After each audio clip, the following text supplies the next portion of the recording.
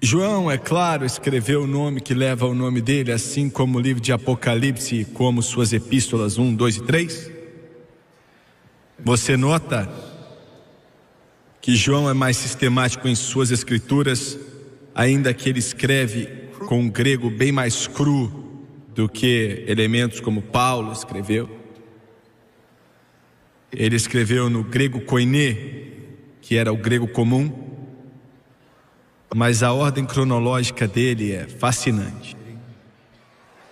Isso é algo lindo que só é contado aqui, e João diz na primeira palavra do primeiro versículo no 5º capítulo: depois disto havia uma festa entre os judeus e Jesus subiu a Jerusalém.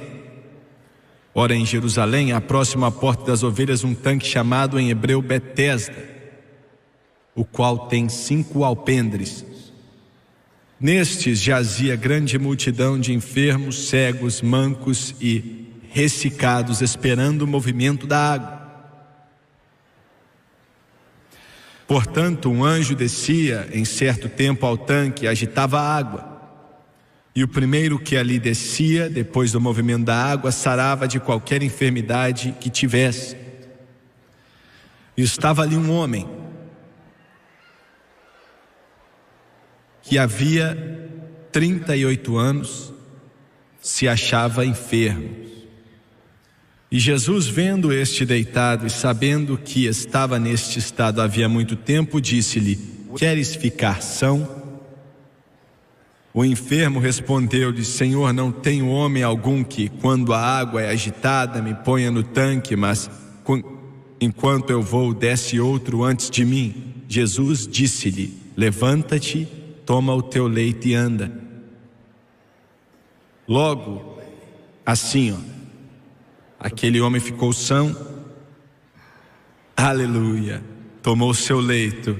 Imagina como deve ter sido, hein? 38 anos naquela cama, e agora, ao invés daquilo carregar ele carrega a cama. Glória, aleluia, glória.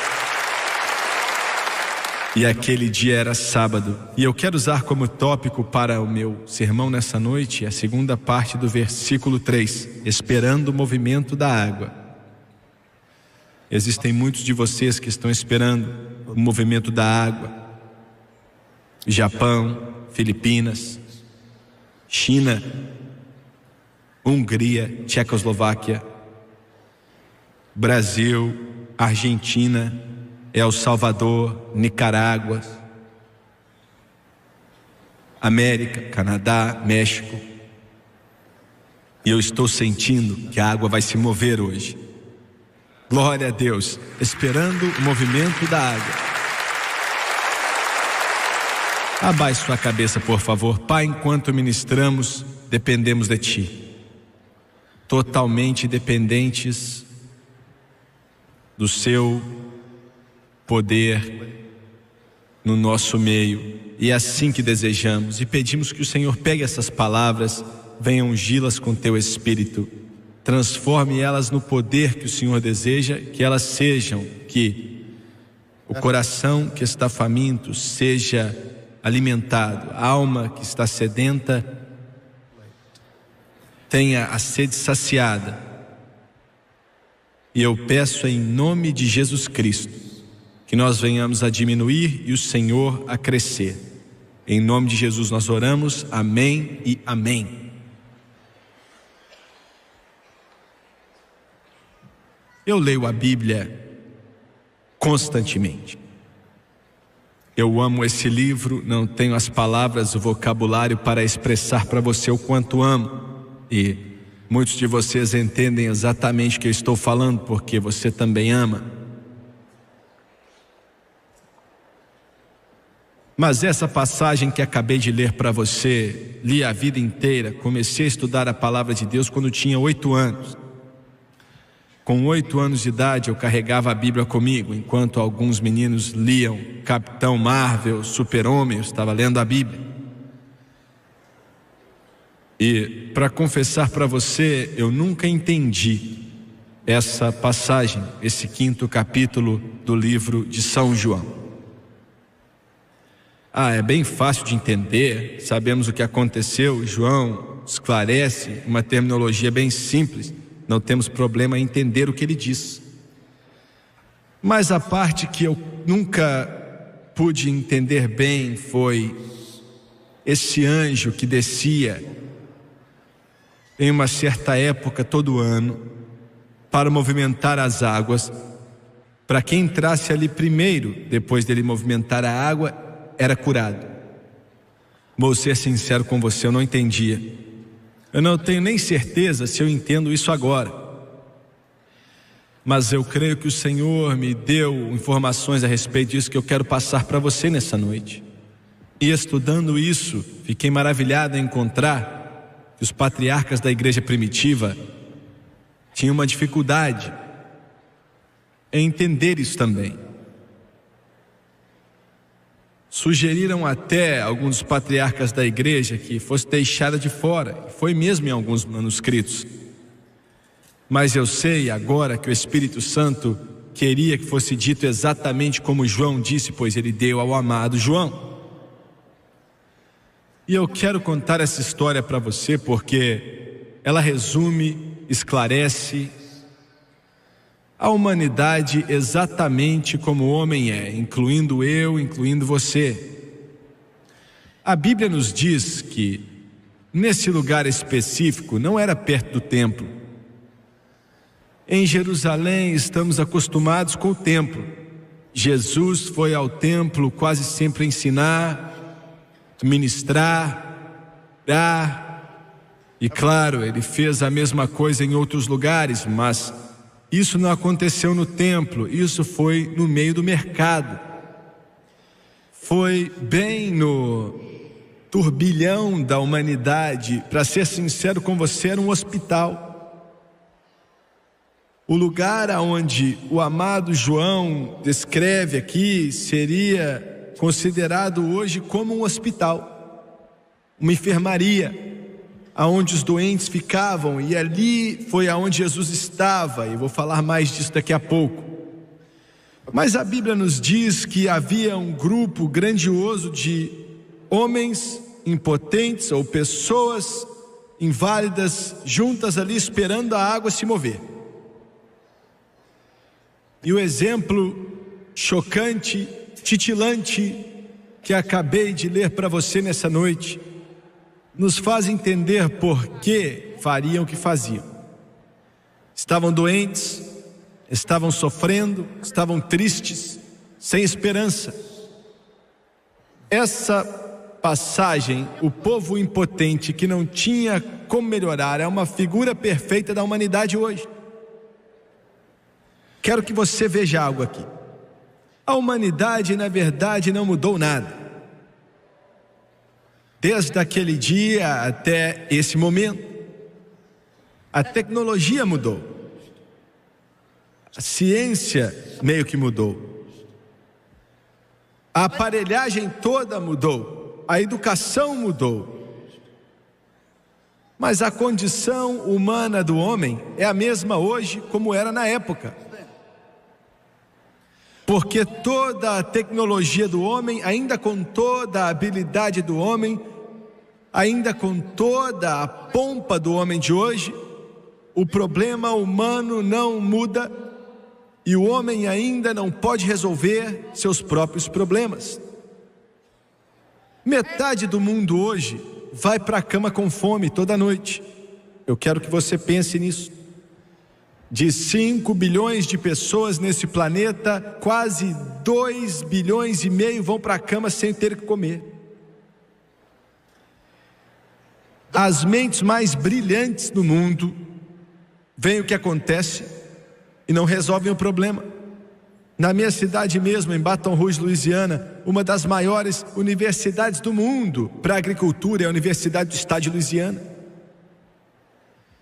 aperfeiçoando grãos de arroz que são mais fortes, vários avanços, mas ainda assim metade do mundo vai para a cama com fome. E digo, vão para a cama à noite, mas na verdade metade do mundo não tem nenhuma cama onde se deitar. Os problemas da humanidade hoje são chocantes até para se imaginar. Quase metade do mundo está na escravidão. Já estive em países inteiros, nações inteiras, onde as pessoas quase não sorriem. Há uma tristeza na sua face, há um peso, um passa pelo outro como se fossem robôs, como se fossem zumbis. Uma nação inteira de pessoas, porque não há esperança. O amanhã para eles vai ser o mesmo que ontem, nada senão a solidão. Estou falando com milhões e milhões de vocês pela televisão agora, enquanto você está sentado na frente desse televisor preto e branco ou colorido, você não está esperando um futuro melhor. E de alguma forma, nesse Evangelho de Jesus Cristo, você viu um pouco de algo que traz esperança.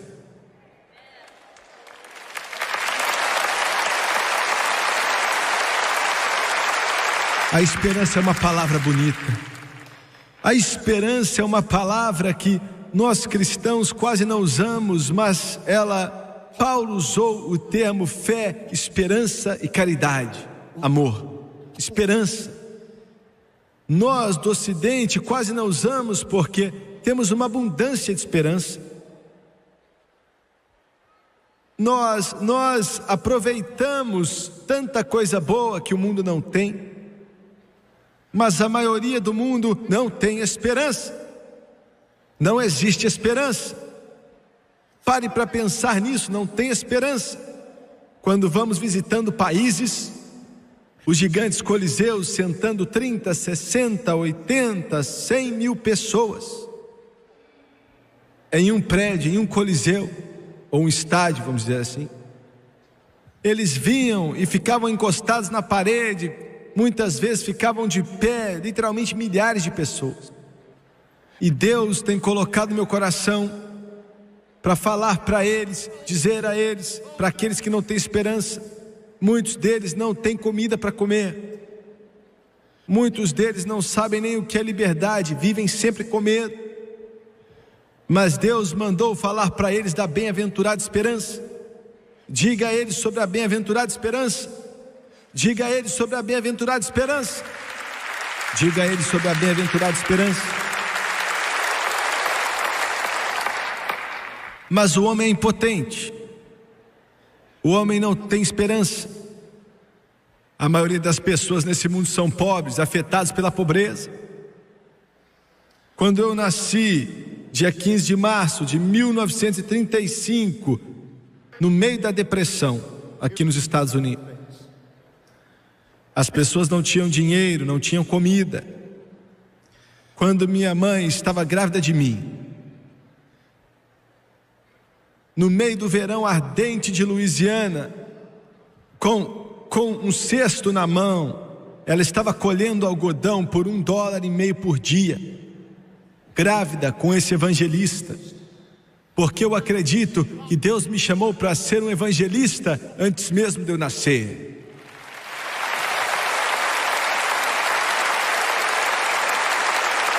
Então, quando você fala de pobreza, quando você fala dos pobres, a Bíblia diz que Jesus amava os pobres. Ele me ungiu para pregar o evangelho aos pobres.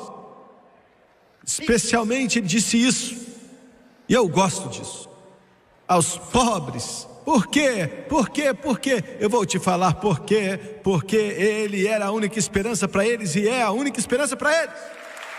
Ele é minha única esperança, ele é a sua única esperança. Mas eu quero falar com vocês que podem valer milhões, dezenas de milhões, centenas de milhões de dólares.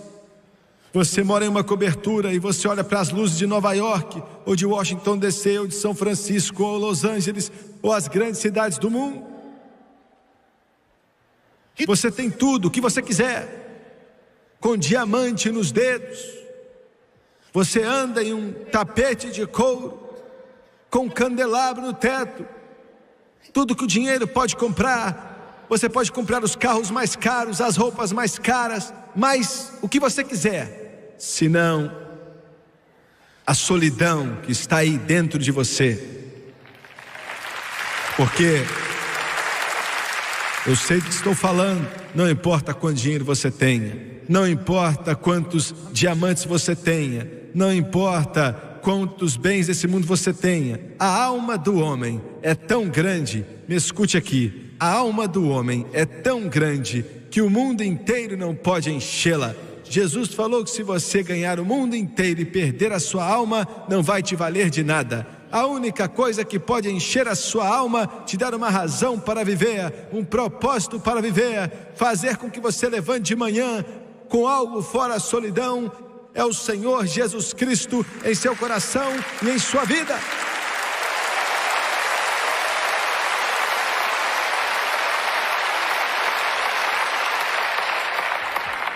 A raça humana não pode fazer nada. É daí que vem o maior confronto que eu tenho contra os humanistas.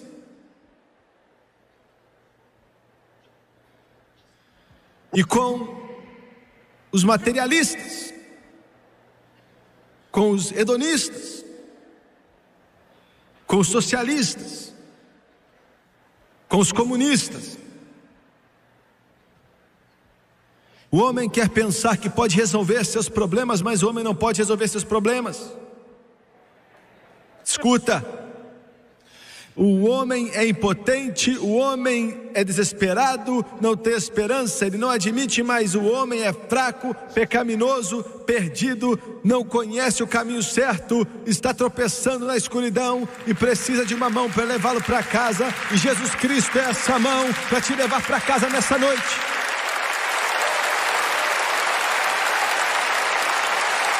E um dia, Jesus vai voltar e vai consertar as situações que estão atrapalhando aqui essa terra, vai acabar com a morte. Jesus está voltando. Glória a Deus. Porque Deus tem o melhor em mente para a humanidade. A Bíblia nos diz que Jesus foi para esse lugar onde estavam os doentes, e ele foi, na verdade, ao hospital. E quero que nessa noite você vá também. Estavam doentes, estavam sem esperança, sofrendo. Quero dizer algo aqui, eu quero que você preste atenção. A igreja de Jesus Cristo nunca foi para ficar nas quatro paredes.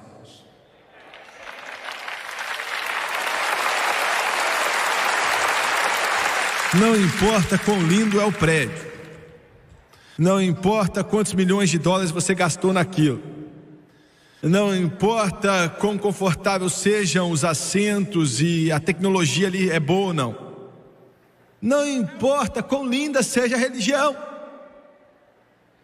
se estiver em um prédio e não sair até aonde exista dor e sofrimento e necessidade, pode ser chamado de igreja, mas não pertence a Jesus Cristo.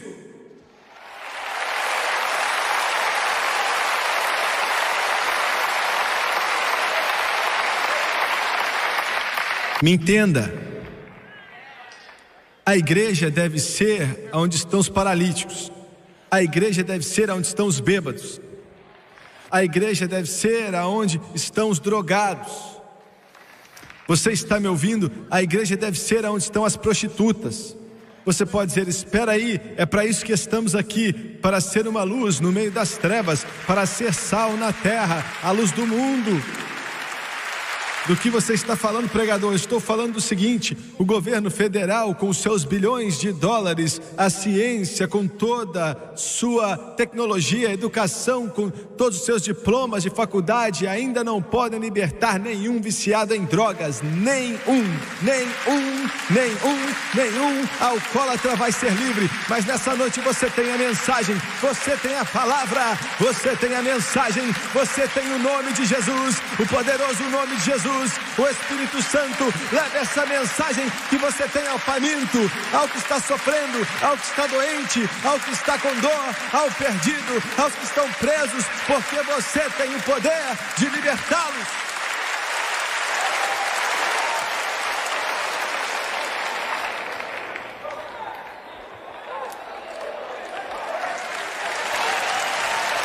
Aleluia!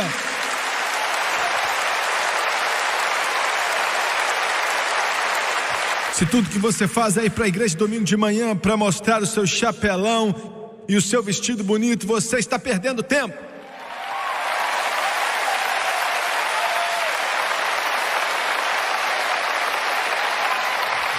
Olha, se você só vai para a igreja para encontrar outros homens de negócio, fazer contato de negócio para mostrar o seu terno, você está perdendo tempo.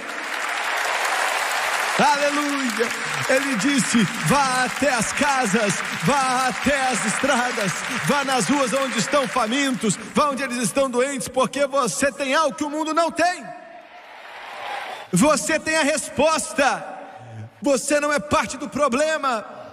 O governo é parte do problema, a religião é parte do problema, a ciência é parte do problema, a tecnologia é parte do problema, o dinheiro é parte do problema, mas você não é parte do problema, você é a solução, e a solução é Jesus Cristo, o Rei dos Reis, o Senhor dos Senhores, o mais belo entre os milhares, a estrela resplandecente da manhã.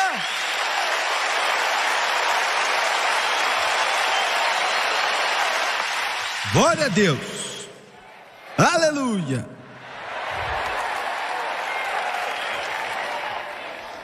A intenção de Deus para os pentecostais nunca foi ficar sentado profetizando um para o outro, orando em línguas. Ele quis que você levasse esse poder que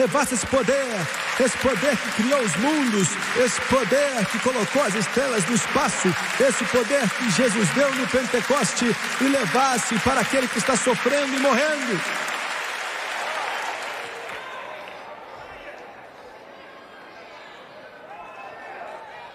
Glória a Deus. Você está me ouvindo?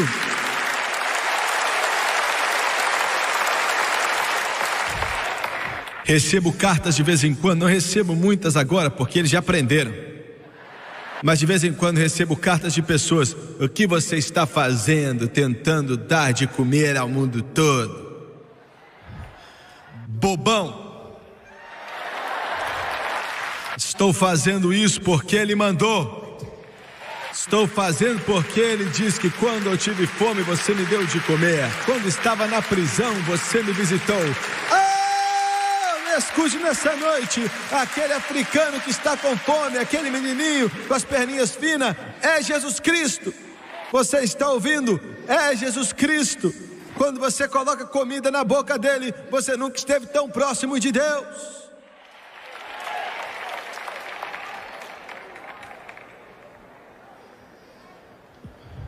Quando você vai até a Cracolândia nem sempre é na parte ruim da cidade, às vezes é na cobertura.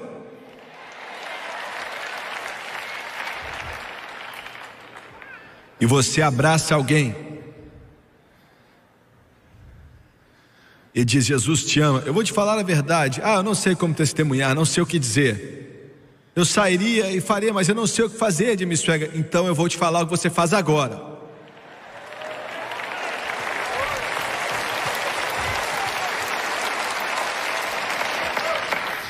Vai e diga para eles: Jesus ama você.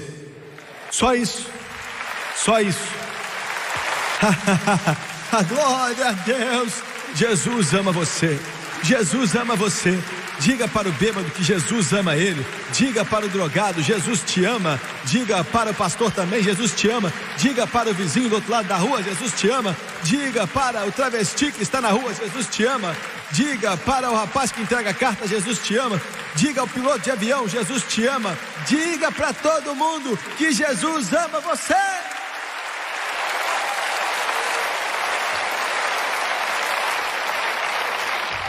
Você consegue, não é mesmo? Claro que consegue. Você sabe que no Alcorão, a Bíblia do Islã, nenhuma vez diz que Deus é amor? nenhuma vez diz ali ou demonstra que Deus é amor? Mas esse livro diz: Deus é amor. Deus é amor. Deus é amor. Oh, neither do I condemn thee, precious words divine, fallen from the lips of mercy, like the sweetest chimes. Neither do I condemn thee, say them o'er and o'er. Neither do I condemn thee, go and sin no more. Aleluia, aleluia. Glória, glória.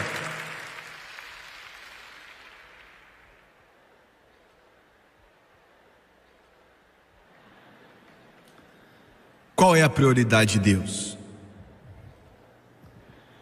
Eu quero que você pense nisso. Qual é a prioridade de Deus? Pense nisso.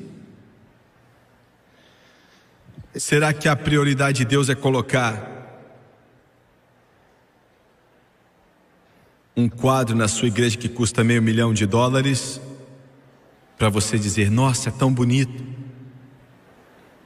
olha a reflexão daquele quadro do artista que pintou o cabelo de Jesus?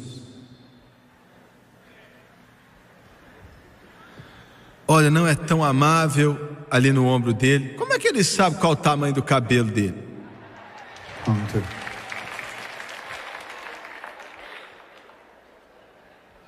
Eu não acho que Deus está interessado nisso. Você ouviu bem? Eu não acho que está.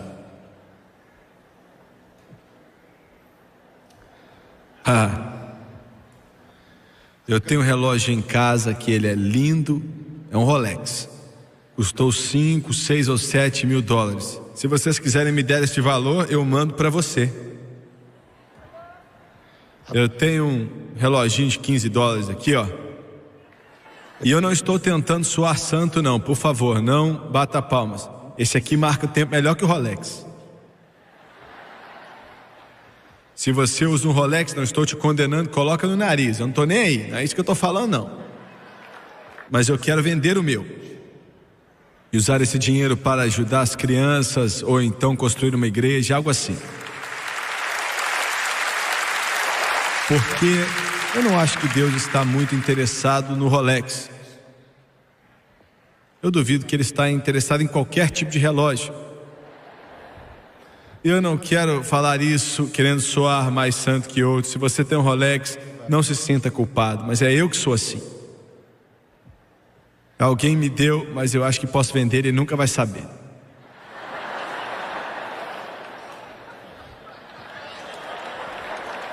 Eu acho que pode, não tenho certeza, né? Ele me falou que eu não podia vender, acabei de lembrar agora. Mas a prioridade de Deus é levar essa palavra, levar para as florestas da América do Sul e levar para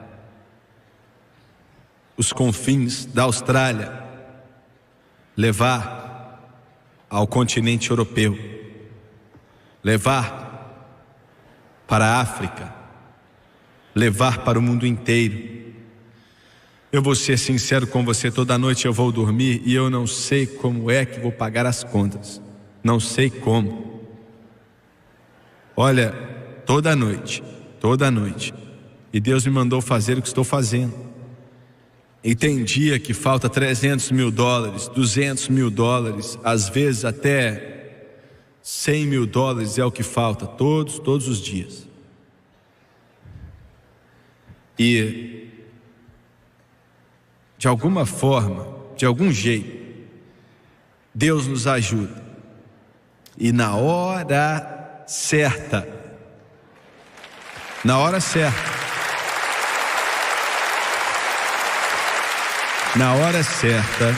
o depósito é mais alto que as contas. Na hora certa. Eu acredito que os anjos ajudam eles a chegar lá. Falando sério. Os donos do banco não nos entendem. Se eu pedisse 100 milhões de dólares e eles tivessem, eles não têm, mas se tivessem, me emprestavam. Porque eles sabem que nós conseguimos. Glória. Aleluia. Sabe por quê? Sabe por que Deus abençoou esse ministério? Sabe por quê? Porque estamos fazendo a prioridade dele, levando a palavra dele, pois Deus ama o mundo, levando para o mundo todo. Aleluia. Agora, para vocês sarcásticos que vivem duvidando, isso aqui é água.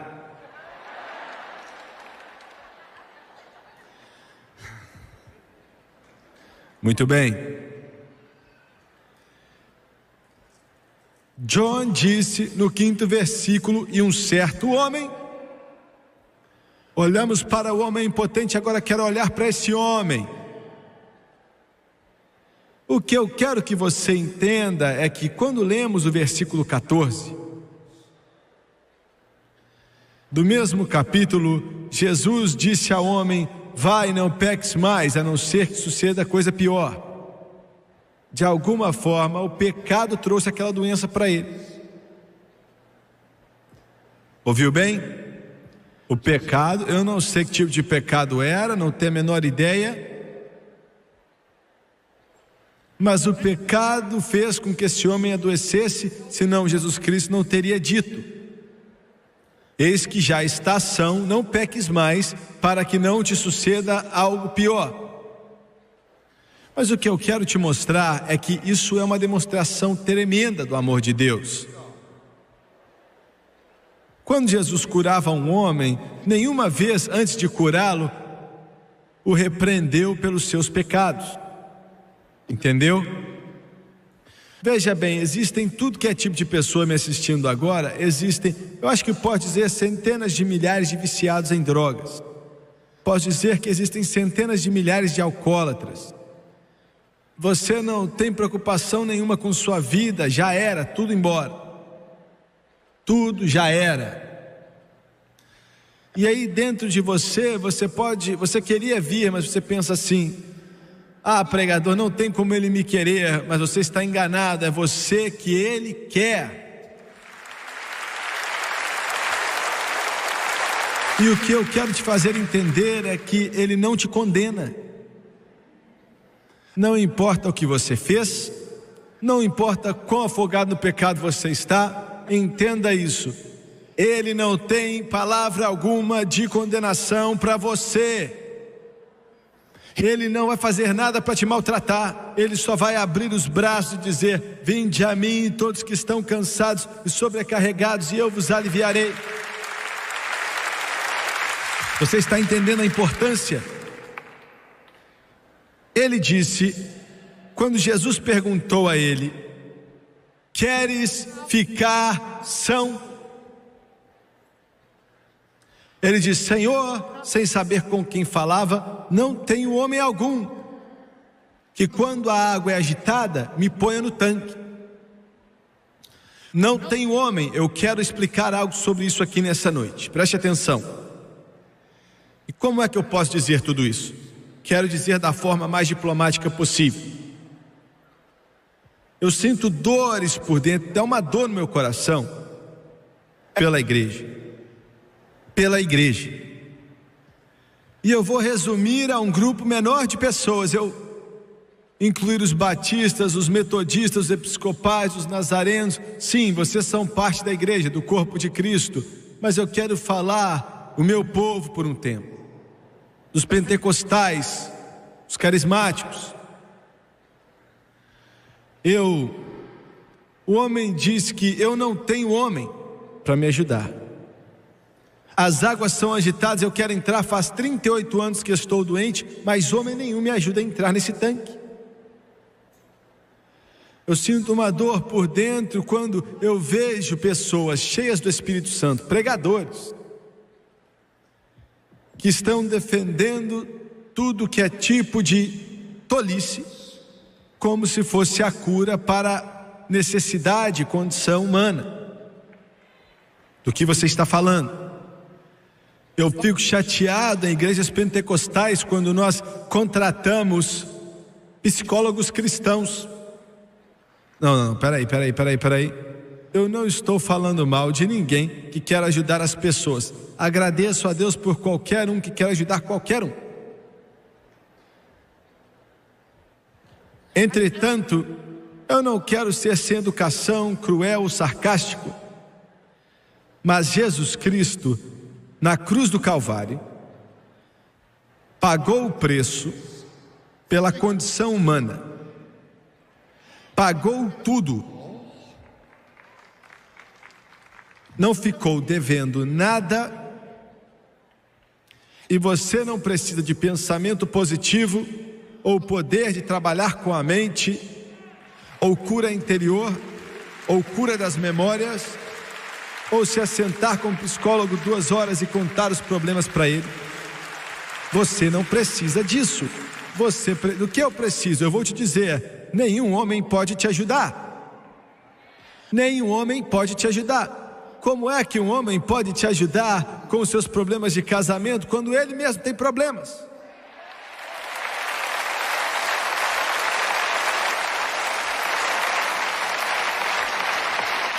Estou te contando a verdade. Como é que alguém pode te ajudar com suas ressacas quando ele está de ressaca? Eu não estou diminuindo homem algum, não estou sendo sarcástico, mais uma vez eu quero que Deus, e vou dizer, qualquer um que tenta ajudar as pessoas, mas essa não é a resposta. Mas nossos pentecostais, nossas igrejas carismáticas estão acreditando nisso, a novidade. Tudo que é modinha que aparece, tudo que é filosofia feita pelo homem. Não é? Do que eu preciso, Jimmy Swaggart? Vou te dizer o que você precisa. Agora, não estou falando com o mundo. Vocês que não conhecem a Jesus Cristo não sabem do que estou falando. Infelizmente, a maioria da igreja não sabe o que estou falando. Infelizmente, a maioria dos pentecostais não sabem do que estou falando. Mas isso faz com que seja mais necessário que eu saiba do que estou falando. E creia em mim, eu sei do que estou falando. Você pode dizer: Jimmy Swaggart, eu fui salvo, sei que estou salvo, sou batizado com o Espírito Santo, mas eu tenho problemas. Eu e meu esposo temos dificuldades. Às vezes eu quero matá-lo.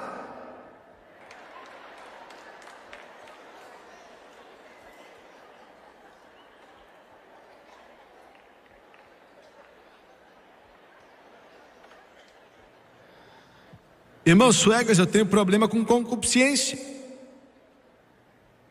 Tenho problemas com culpa. Sou cristão, amo Deus, mas tenho problemas com pensamentos ruins, inveja, malícia, ganância. Veja bem, o problema do homem não é um problema científico. O problema do homem não é um problema agricultural ou um problema tecnológico. O problema do homem é um problema espiritual. Ódio, concupiscência, inveja, ciúme, malícia, lascívia, assassinato, mentira, roubo, pecado. Já faz 2 anos que estou indo para o aconselhamento, irmão Swaggart. Você está perdendo tempo.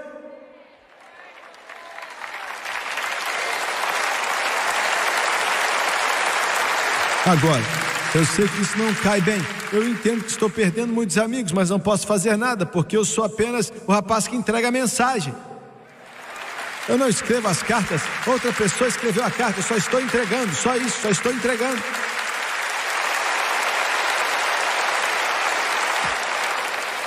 Eu sei que muita gente não gosta disso, não posso fazer nada, mas está certo. Você pode dizer: ah, mas meu conselheiro está me ajudando. Então por que está demorando 4 anos para te ajudar, ué?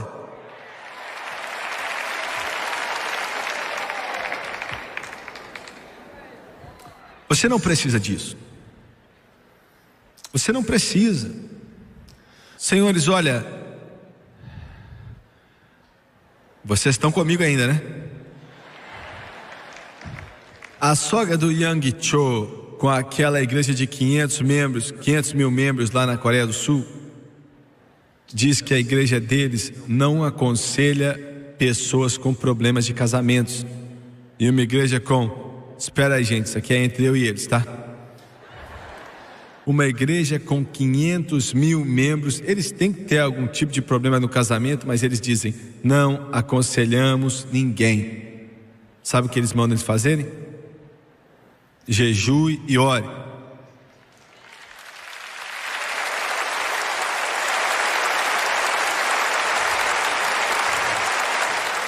Nenhum homem vai te colocar nessa água. Nenhum homem vai colocar você nessa água quando ela for agitada. Ninguém pode fazer isso.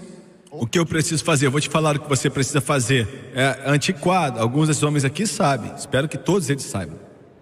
Alguns de vocês aí não. Primeiro lugar, vai ser bem difícil. Ore até passar. Ore até passar. O que será isso, hein? Em segundo lugar, faça isso sempre. Todos os dias. Ore até passar. Ué, irmão Suegra, mas eu não sei, como assim? Vai diante de Deus, fala que não tem como você fazer nada, fala que você não pode resolver seu problema, que você é terrível. Fala para ele, assuma, diga que você não vale nada. Estou te dando uma ajuda agora, estou falando sério. Eu não falei para falar para ele que o outro não vale nada, fala que você não vale nada.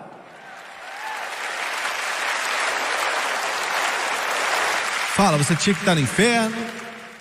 Fala, Senhor, eu tinha que estar no inferno, eu tinha que estar queimando o inferno agora, mas por causa do seu amor e a sua graça, a sua misericórdia, eu estou onde estou. E Senhor, eu preciso de um toque da glória na minha alma. Estou pedindo o seu poder, que não dá para ler num livro fedorento de pensamento positivo. Eu preciso do toque do Espírito Santo, como acontecia antigamente no avivamento.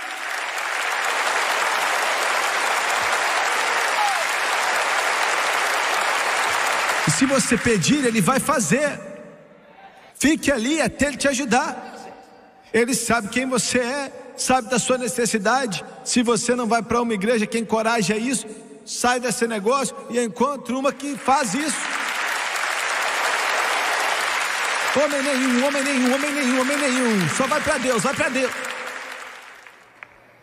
Deixa a glória dele fluir na sua alma, deixa fluir em seu coração, ao lado da sua cama, no seu carro, debaixo de uma árvore, andando na rua. Ontem de manhã, aqui em Pittsburgh, em cima do morro, tem morro em tudo que é canto aqui. Em cima do morro, tem uns prédios bonitos que estão montando, eu não sei, não é longe daqui não. Eu fui lá orar, e mais ou menos 9h30, ontem de manhã, eu orei.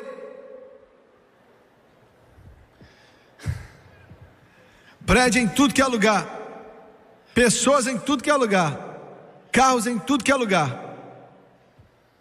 Naquela hora eu orei até.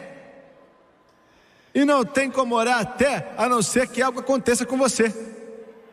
Vem no seu espírito e você sente limpo por dentro. Olha, é como se todo o céu tivesse lavado sua alma. Você começa a amar todo mundo. Você sente que está flutuando nas nuvens. Você ama a Deus de todo o coração. Tudo em você foi limpo, lavado e limpado. É disso que eu estou falando.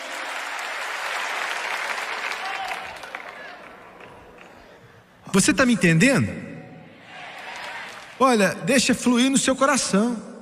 E na hora que eu terminei de orar, eu estava chorando, gritando, e o céu estava: mas isso aí é doido. Não, não é não. Glória a Deus. Olha, aquilo fluiu na minha alma. E mais ou menos na hora que terminei de orar, um homem parou do meu lado. saiu da caminhonete dele, chegou até onde eu estava orando, tinha acabado de orar. Rapaz, a glória estava caindo, eu estava chorando muito. Ele deu uma olhada para mim, deu ré,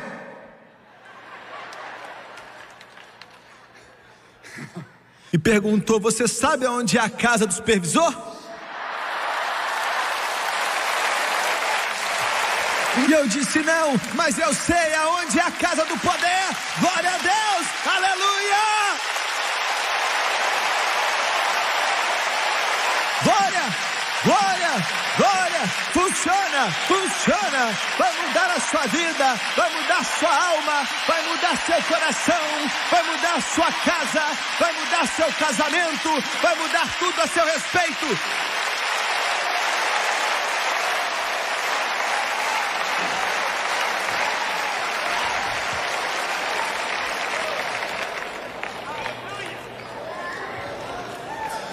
Eu amo esses homens aqui, eu amo eles, mas vocês aí, estão matando eles de trabalhar, ligando para eles e falando: olha para mim, olha para eles. Se eles pudessem fazer isso para você, já tinha feito por eles.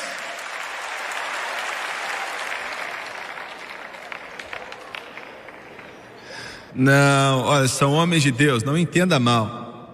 E a oração deles vale muito. Mas você pode orar aonde for. É o melhor psicólogo. A melhor coisa que existe ao lado da sua cama. Estou no carro. Olha, eu estou indo devagar aqui, não estou andando rápido para você entender. Alguns de vocês gastam $70 por hora. 70 conto por hora com um psicólogo, quando você podia mandar $70 para mim.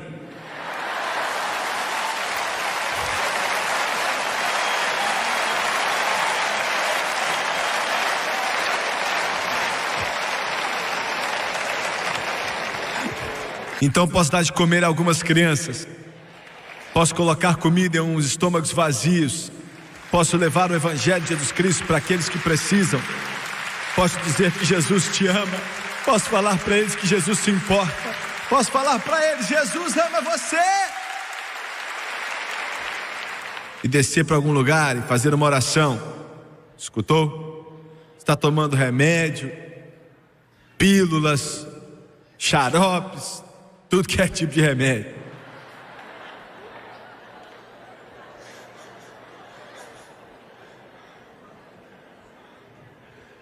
Se a cabeça doeu, toma o remédio do Romeu. Você tem que orar. Quando você ora, de repente você ama o seu pastor.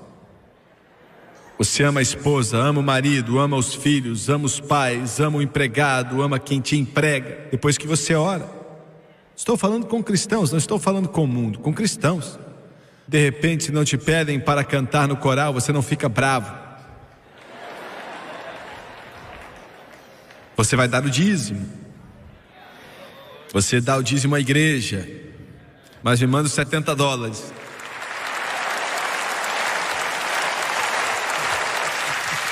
Aleluia, aleluia. Você sabe como nossa organização consegue? Recebemos muito dinheiro de uísque, dinheiro de cigarros, dinheiro de cocaína, dinheiro de cheirador. Espera aí, repórter, espera aí, não corre ainda não, espera aí, fica aí, espera aí. Recebemos muito dinheiro de heroína, muito dinheiro de maconha, de pessoas que foram libertos desses hábitos terríveis e já não gastam no mundo, mas agora entregam a Jesus. Oh, glória, aleluia. Vocês, psicólogos cristãos, ainda estão bravos comigo? Vocês que trabalham com cura interior, ainda estão bravos comigo?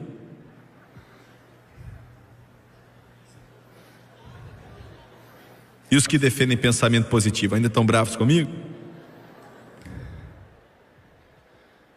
Esperando o movimento da água. Deixa eu terminar essa mensagem. Jesus pergunta: queres ficar são. Eu quero que você entenda isso. Ele é quem te faz ficar são. Você não é são só porque você está vestido com a barriga cheia, com um diamante nos dedos e um diploma gigantesco na parede. Você não é são até que você seja são espiritualmente.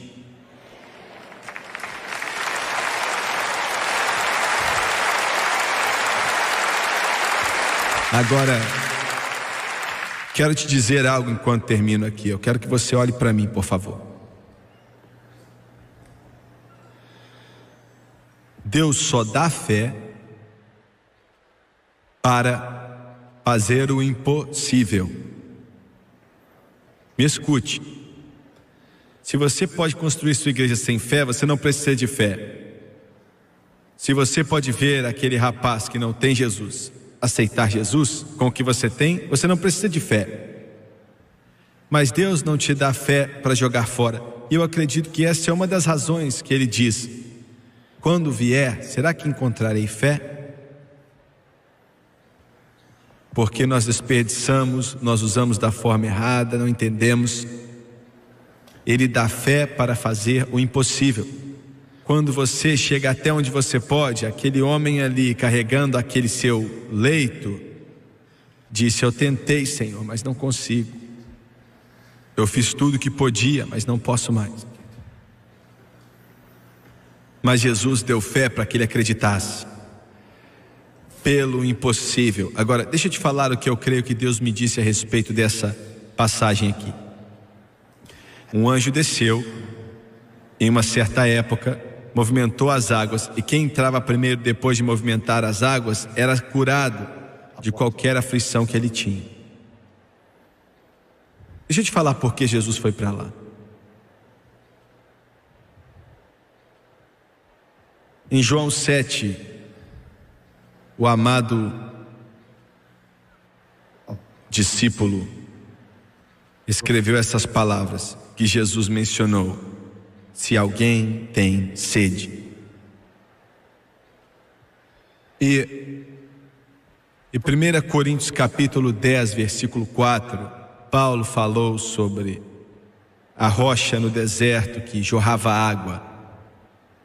E ele disse que a rocha era Cristo. Posso dizer quem era aquele anjo que descia ali ano após ano, após ano, após ano. E porque Jesus voltou para lá. O pobre paralítico não sabia, porque aquele que balançava as águas todos aqueles anos estava agora caminhando na carne. Ele era o anjo. Glória a Deus.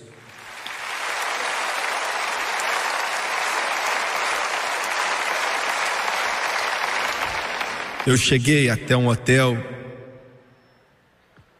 em uma das maiores cidades aqui e vou ficar sem mencionar detalhes, porque não quero que ninguém saiba onde foi, pois não quero envergonhar a ninguém. Entrei no hotel e um homem que nunca tinha visto em minha vida veio me cumprimentar. Eu tinha acabado de chegar para fazer o check-in. Então, vou te falar aonde foi. Foi na capital. Estávamos ali para encontrar o presidente dos Estados Unidos. Era para encontrá-lo e nós encontramos ele. Umas 2 horas depois, com mais ou menos 4, 5, 6, 7 pregadores. Enquanto eu entrava no hotel para fazer o check-in, esse homem muito bem vestido me viu e correu. Ele não andou, ele esqueceu tudo que é dignidade, deixou para trás e correu. Não sabia quem ele era, nunca tinha visto na minha vida. Ele se abraçou a mim e olha, ele estava chorando. Ele estava chorando e soluçando, dando risada e chorando. E finalmente, quando ele acabou, ele estava orando em língua esse tempo inteiro. Quando acabou, ele me disse assim: nosso papel tinha tido um papel muito importante no que Jesus fez na vida dele, mas agora isso é insignificante. Um dos homens mais poderosos do mundo era o seu padrinho. Estava com ele quando ele foi batizado acho que foi na igreja episcopal, presbiteriana, não sei. Um dos homens mais poderosos do mundo. Se eu falasse o nome dele, todos aqui, todos escutando, saberiam quem estou falando. O pai dele também era um dos homens mais poderosos do exército nesse país, nos Estados Unidos. Olha, muito, muito conhecido. E ele me falou assim: irmão Swagger, eu não sei, acho que foi 4 anos, 3 anos atrás, 5 anos, não sei. Ele falou que eu era uma pessoa viciada em droga. Me formei em uma das universidades mais prestigiadas da nação. E ele disse: eu fui até esse homem.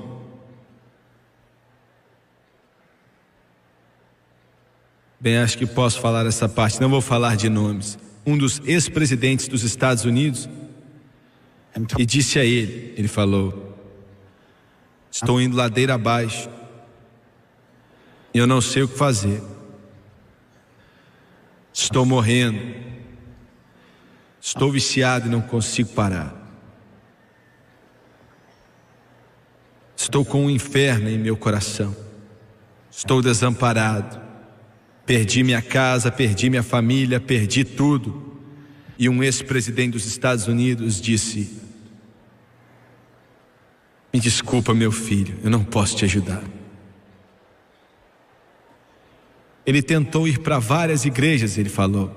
Ele disse: irmão Swagger, eu ia até as igrejas e fazia o que me mandavam fazer, mas tentei fazer parte de várias igrejas diferentes, tentando encontrar o movimento das águas, mas não encontrei nada. Tinha perdido a esperança totalmente, então decidi dirigir até um estado sul. Estava dirigindo em uma cidade e todo o nervo em meu corpo querendo usar drogas. Vi uma igrejinha que não era muita coisa, apenas uma igreja simples, uma pequena capela com uma aparência muito ruim. O estacionamento não era nem asfaltado, um lote cheio de brita. E ele disse: eu vi um homem do lado de fora, cheguei até a igreja, saí do meu carro, fui até ele, me apresentei, e ali eu estava, um dos ex-presidentes dos Estados Unidos, era o meu padrinho. Meu pai de carne e sangue, era um dos homens mais poderosos desse mundo. E ali estava eu, morrendo, viciado. E ele disse que falou: Senhor, o ministro está aqui? O homem sorriu e disse: sim, eu sou pregador. Ele disse: bem, eu vou te dizer. E ele disse a presidentes, generais, médicos, cientistas, psiquiatras, padres, pregadores. Ele disse: sou um viciado em drogas, estou morrendo, não tenho muito tempo.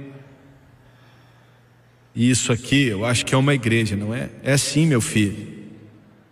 Você pode me ajudar? Ele disse que todos me referiram para a unidade de dependência química. Toda a igreja já tinha feito isso, já tinha mandado ele para um psicólogo ou para uma unidade de dependência química em um hospital qualquer. Mas ele disse: algo aconteceu naquele estacionamento de brita, ao lado do meu carro. O homem sorriu e disse: você está no lugar certo, filho. Aleluia! Aleluia! Aleluia! Aleluia! Esse é o tipo de Jesus que eu estou falando. Não um Jesus calminho, quietinho, com um cordeirinho nos braços.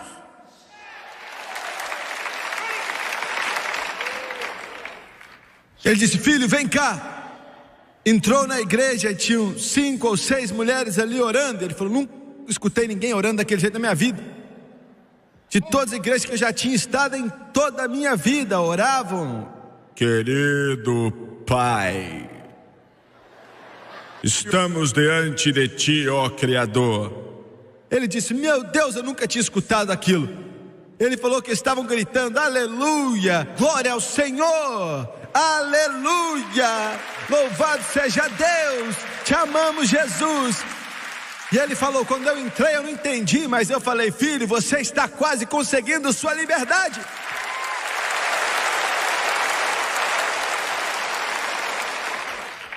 E ele falou: aquele comigo disse aos outros, ele está viciado. E eles também não ficaram com medo. Falaram comigo alguns minutos e eu nem lembro o que falaram, mas eu lembro o que aconteceu depois. E disse: o que estava comigo veio e bateu na minha cabeça. E falou: em nome de Jesus. Glória! Em nome de Jesus. Aleluia! E quando ele falou aquilo, o inferno tremeu, os demônios tremeram e os poderes das trevas foram embora. Você está me ouvindo, igreja? Você está me ouvindo, igreja? O inferno não está nem aí para o seu banco acolchoado.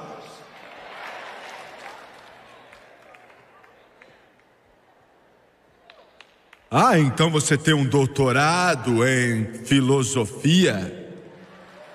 Porcaria!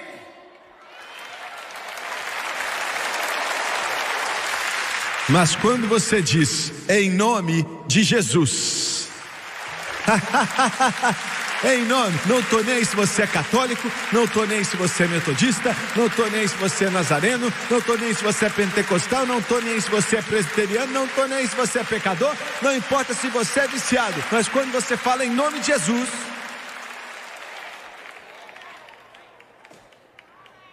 ele falou de minha suegra. Eu já apliquei heroína e eu nunca usei nenhum tipo de droga. Eu nunca nem tomei álcool na vida, não sei qual o sabor. Eu nunca usei nenhuma droga para ficar maluco e tal. Nunca. Eu não sei como é o sentimento, mas o homem falou, e eles dizem que heroína te faz ficar empolgado como nenhuma outra coisa. Mas ele falou, quando ele falou aquilo, algo veio sobre mim, que fez com que a heroína tivesse o gosto de uma água suja do rio Tietê.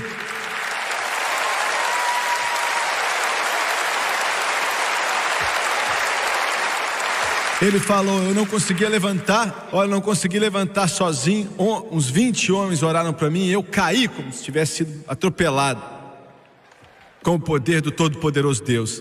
Ele tinha encontrado o movimento das águas. E ele falou, eu não sei quanto tempo fiquei deitado ali, mas quando eu levantei salvo pelo sangue de Jesus. Ele falou assim, que esse episcopal aqui estava orando em algum tipo de língua estranha, que eu nunca tinha ouvido antes da minha vida, batizado no Espírito Santo, e bem ali no hotel, aquele grandioso hotel de Washington DC, ele começou a orar em línguas, alto, todo mundo ouvindo. Glória. Ele diz, fui liberto do álcool, fui liberto das drogas, instantaneamente. Ele falou, instantaneamente. E olha, ele não disse que foi assim depois de uns dias, foi instantaneamente.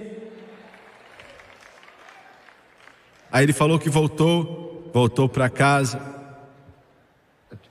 um homem transformado, são. Eu olhei para o homem impotente, para aquele homem e agora o homem são. Ele disse que agora era um homem são.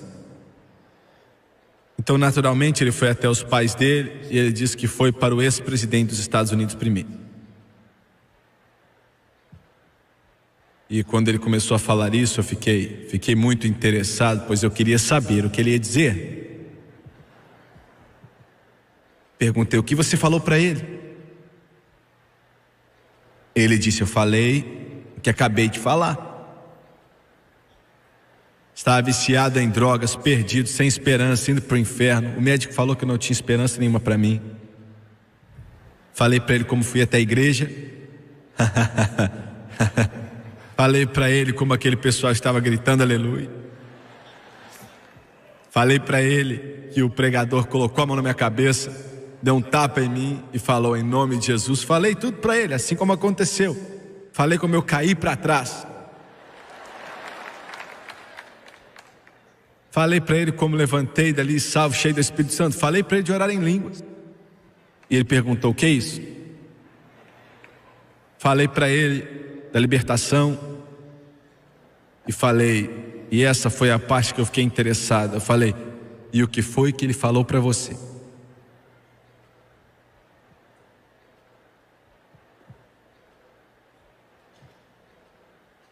Ele era um homem que podia dar uma palavra quando era presidente e o exército mais poderoso do mundo ia começar a marchar. Eu perguntei: o que ele te disse quando você contou para ele? Ele falou: irmão Swagger, os olhos dele encheram de lágrimas. E ele falou: eu sei que algo aconteceu com você. Você pode orar por mim? Glória.